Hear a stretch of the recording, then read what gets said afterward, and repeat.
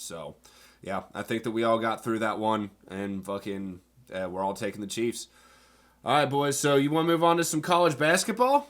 Let's do it. All right. I know Mike's a big fan of college basketball. I know you are. You're a fan of college basketball, but I don't know how much you're following it, Stolz. You've been following it at all this year? No, I've pretty much gone casual with it. Like I don't like UC's coach. I don't like where they're at. So I've kind of like gone fair weather with it, to be honest. But Yeah. like come March, I'll probably jump in on it and watch a little bit. But I've I've been so locked in on Call of Duty and the NFL and baseball coming up that Yeah. that's pretty much where my attention's been. Yeah, and when you're talking about, we were talking about before we started getting the mics rolling this year that like everyone kind of sucks in fucking college basketball. There's no like Kansas just dropped another 15-point game. It was four. They've lost 4 out of their last 6, all to ranked teams. Like they're still Kansas, but when it comes down to it, they probably shouldn't be ranked in the top 10. Probably shouldn't have before this week. And we were talking about Kansas, North Carolina, Duke, and Kentucky, the like big 4 in college basketball. None of them are ranked this year. It's just kind of like who's stepping up. And you usually have like a Gonzaga that steps up, or like a Villanova, or like a Michigan State, UCLA, or something like that. And I think UCLA is the only one that's kind of teeter-tottering around the top 10 right now. They're ranked 9th. Yeah, guess who their coach? Yeah. Guess who their coach is? Yeah. The guy that we got rid of, and the whole reason why I literally don't like watching UC basketball. You know what? Good. Fuck UC basketball. Fuck you. Yeah, but technically they didn't get rid of him. No, but they didn't do anything to keep him. That's true. They didn't do anything necessarily to keep him, but they didn't get rid of him. I mean, Right. if UC or UCLA, any idiot, if you line up 10 people, they're going to be like, Right. yeah, UCLA. So I get it, but It's Nick Castellanos and the Castellinis. It's yeah, like the exact correct. same. Yes, exactly. Yeah. I mean, yeah, definitely the better program is UCLA for sure. You would want him to go there. If you're a McCronin guy, you'd want him to go there. But I know a lot of UC people.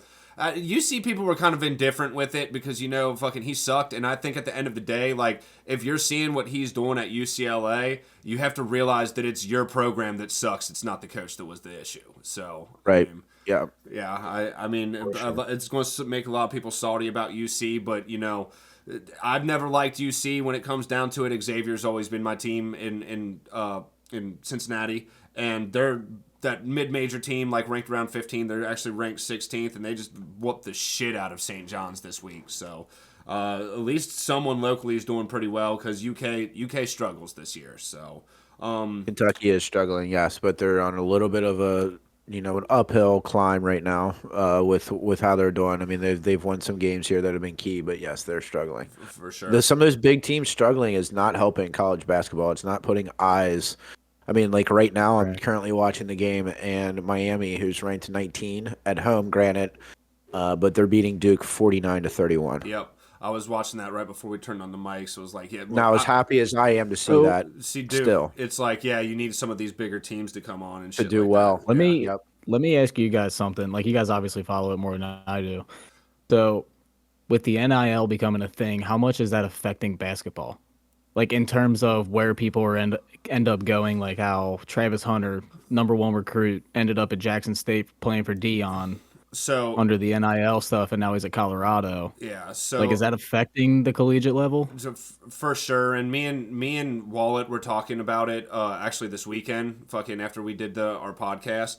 It definitely has an effect. A lot of people are, taking their time and just going to the G League or whatever the fuck beforehand, playing overseas or something rather than coming to college and stuff. And the game is just changing so much that not only in the fact that, like, we're paying players in college now, but also, like, the game itself is changing. Like, Curry kind of revolutionized the way basketball's being played. Yeah, European kids are coming over and they're actually doing good, and fucking teams need to, like, orient themselves around a three-point shot anymore.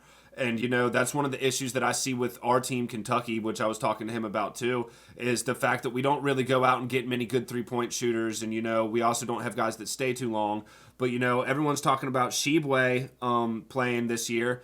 Coming back, they were surprised that he even did. And Mike was like, yo, I don't think that he has the results that he could. So if you want to take this one a little bit, Mike, go for it. Not even close to the result. I mean, I shouldn't say not even close. He's having a good year, but not nearly what he had last year. And I think here's the problem, and to what you said, Stalzy, is the NIL been an issue. I honestly think it's not necessarily NIL because I love the NIL for the kids. I Yeah. mean, Yeah, personally, me for the too. Me kids, I too. think it's a great opportunity for these kids because if not NIL, then it should have been okay. You can leave after high school and go straight to the NBA, or you gotta stay a year or 2 years, whatever it is, because they need to make money. They want to make money. They're not coming up in areas and situations that are beneficial to them, and they want to drag that their families with them in that opportunity. Mm-hmm. But to key back on what you were saying, Spilly, is I think it's the mindset of these kids that are now making money in NIL that it becomes a little bit more comfortable and they become a little bit more complacent where you're not seeing the results in some of the athletes at these big schools as you were before. Yeah, I And mean, now there's years like what we're in right now where like Duke, Kansas, North Carolina, Kentucky. I mean, shit, North Carolina was ranked #1 preseason. mm-hmm. And look where they're at now. They're not even ranked in the top 25. Yeah, they suck. Okay. So looking at that, it's like you also it's a year where you've got like your Purdue's, your Tennessee, Houston, yeah, fucking Tennessee, Houston, Virginia, teams like that have had, guys that have been there for 2, 3, 4 years. A lot of these 3, 4 year guys, and then you've got a couple of really good recruits that are sprinkled in there in those teams, and now they're starting to become successful in a year where these other teams don't have those pieces. right. Yeah, Yeah, but I yeah, do think the mindset of NIL has hurt some of these kids because like Sheba is just not playing with as much grit and as much heart as he was, and he's made a couple of million now since he's been in Kentucky, which is why he came back in the first place. right. I mean, I think that it kind of has to do with that. Like they talk about Conor McGregor in fighting. Like when you wake up on silver streets or silk sheets every fucking morning, you don't necessarily have that grit to get it done. And I think Right. that's essentially what's happening. These guys realize that the only reason they only have to go for 1 year. Like they get out of high school where they're not making any money, they only have to go for 1 year. Like what's the point of maybe jeopardizing by playing too long? A little different for football and basketball because you don't really face the like career-ending injury or something with basketball as much as football. But it's like, why would I go do that when I can just make a little bit of money and kind of coast through my collegiate career? So Right. yeah, I mean that's kind of what it comes down to. Unfortunately, that's just the way shit works sometimes. Yep. I would hate to say like we shouldn't do it because it is causing that, but I think that we're starting to see like the opposite side of the whole NIL thing because everybody wanted to get the collegiate players money, and now that we're seeing it, it's like not as entertaining. So Correct. you got to find a balance. Maybe It's the maybe risk we you take. maybe we shouldn't have had them fucking get paid millions of dollars right off the back. Like I think a good 50K to 100K a year would have been a lot better for them. But you start throwing these young ass kids into millions and millions of dollars, they're gonna act up. So yeah. Yep. No, I agree. I mean, you're right. That's absolutely right. And I agree with you, Spilly. A good 50, 100, maybe 200,000 max would be for some of the players and elite athletes because now you've got kids that are just like, and they're, because that makes them still hungry. Mm-hmm. Once you get a little bit, you want more. But when you get a shit ton like that, Oscar Sheba and some of these guys, I mean, he's just not the same man and beast and just mindset to the other players on the team this year as he was last year. And I think it's part of that is a result of complacency. Right. Yeah. I mean, Stolzy, do you have any final comments on it? Because I know that you're a little bit more of a football guy, but do you want to wrap that whole little segment up? I just want to say that you're a Are you a Kentucky fan too, Michael? Me? Yeah. Oh, so it's Stolzy. Yeah, I got a Stolzy. I got a Kentucky basketball tattoo down my left shoulder. Okay. Yeah, I'm taking that to the grave. With the with the player betting that I've been doing and just like watching a lot of teams and whatnot, Yep. dude, I'm having so much fun watching the Portland Trailblazers because of Shaden Sharp. That dude, he's dude, a beast. so athletic, bro. Yep. That dude just He- has springs, man. Stolzy, you know And he can how many shoot. minutes that he played at Kentucky? Do you know how many minutes he played at Kentucky? How many did he play? 0. He never saw the floor. You want to know why? Because he sat Wow. out. He came into college early, so he reclassified, came in early, and sat on the bench. And he could have played, but Kentucky was like, well, let's get him, acclimated to the college game. Let's take this semester because he came in halfway through the season last season, and they're like, let's give him time, acclimate him, and all that stuff. And then we lost obviously the first round to St. Peter's, and he never played a minute on the. He never played 2 seconds on the floor, Oh, and then he shit. goes in the top 5 or 7 in the draft or whatever he was.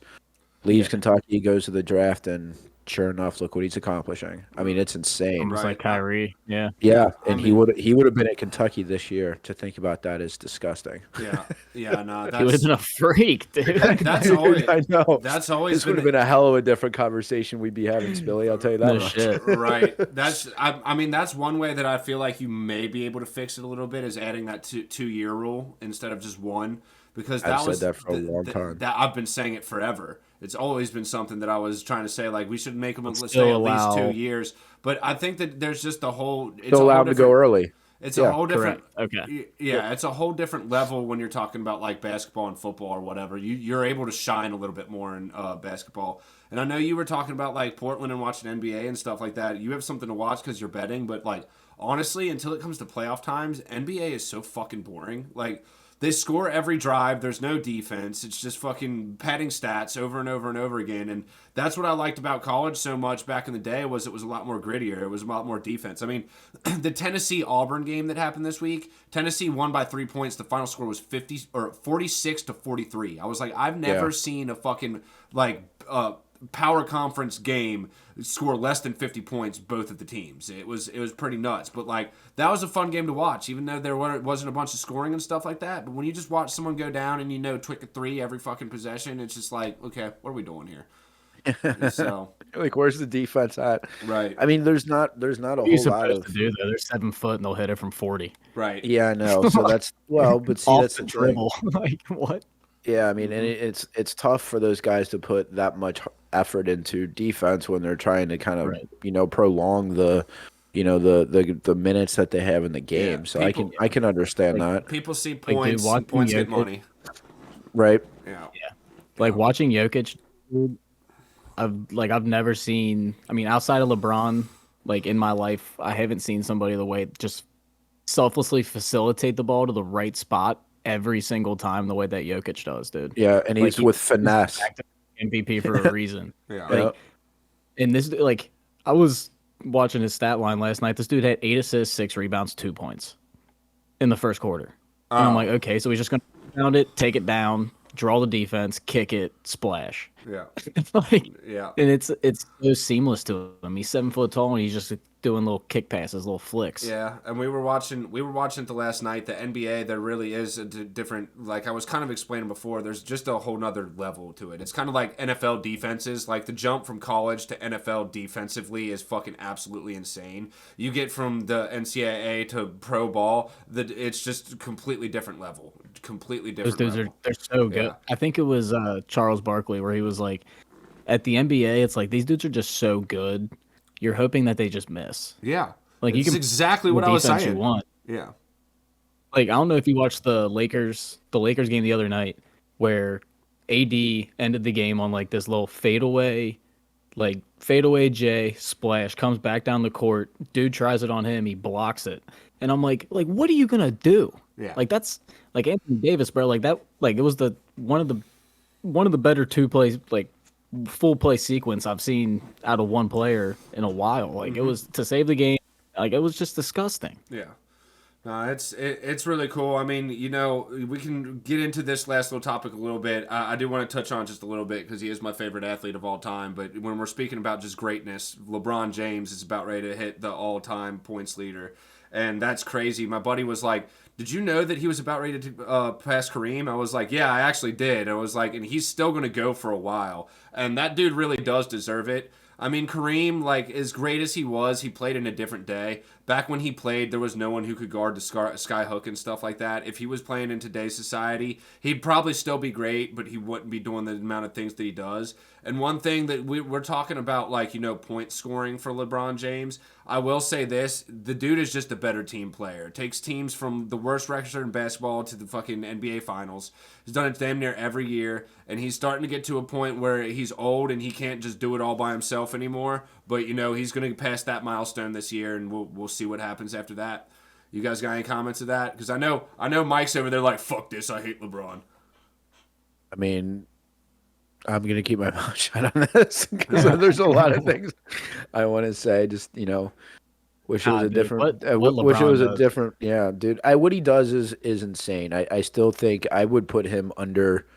I would put him under Kobe for mindset purposes. But other than that, I mean, I think I give LeBron props for what he's accomplished.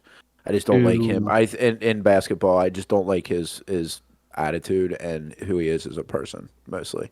Quote Shaquille O'Neal. How do you score 38,000 points without a killer instinct? Oh, I agree. Absolutely. And that's the thing I needed agree. to hear about that, because everyone's like Mamba mentality. I'm like, okay, didn't score as much as LeBron. Should have checked into that mentality a little bit more. Yeah. You guys scored 81, barely beat the Raptors. And then we're talking about Kareem Abdul Jabbar, who's like the #1 fucking scorer of all time, and like he's a pretty docile human being. Like he doesn't have like that killer instinct, but when it comes down to it, that competitive nature, when you step foot on that floor, you're gonna fucking win. And that's the mindset that all these guys that are up there have. So I mean, the score record has stood from Kareem for fucking decades now, and the fact that LeBron's doing it and probably will continue to do it for a couple more years, that's going to be one that we're going to see stand for a while. What? Because he's going to sign wherever Bronny goes. Yeah. Here, that. So it's like, is Bronny going to go straight to the NBA, or is he going to play a year in college? He's playing a year in college. He's down to his last 3 commits. Ohio State's one of them. His last 3 schools: Ohio State, who else? USC and UCLA or something?